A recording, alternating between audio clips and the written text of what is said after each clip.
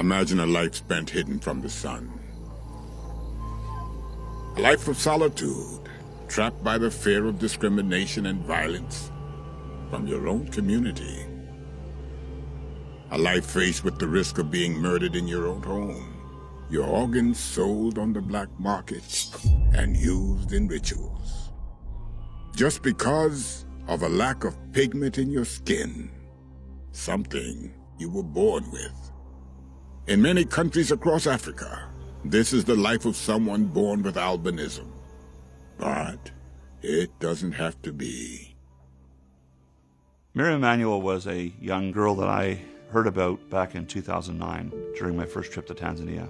She had albinism, and she was attacked because it was believed by witch doctors and their clients that her body parts had value.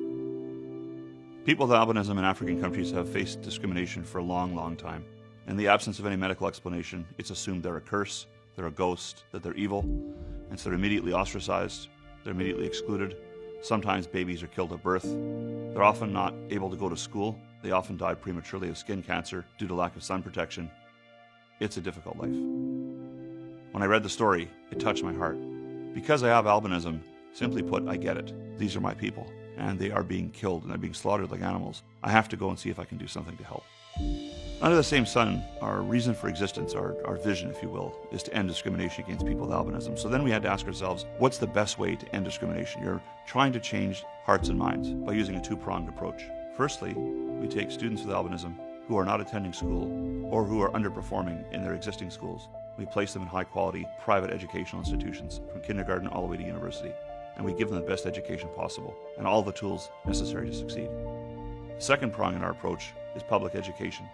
You have to change thinking, and by humanizing the condition and bringing educated, successful people with albinism on our staff, physically in front of village elders, community leaders, community members, and letting them talk about who they are, what they've achieved, and causing people to see that their fellow citizens with albinism are normal, intelligent people, begins to change hearts and minds. Our plan includes having other supporters come alongside to give us the resources that we need to do more of the good work we're already doing. We'd love to expand our career placement program.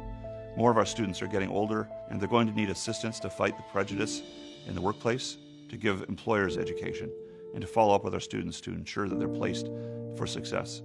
We need to expand our education program to take in more students who need an opportunity to education who don't have one today. And we need to continue to educate the public. We can never stop.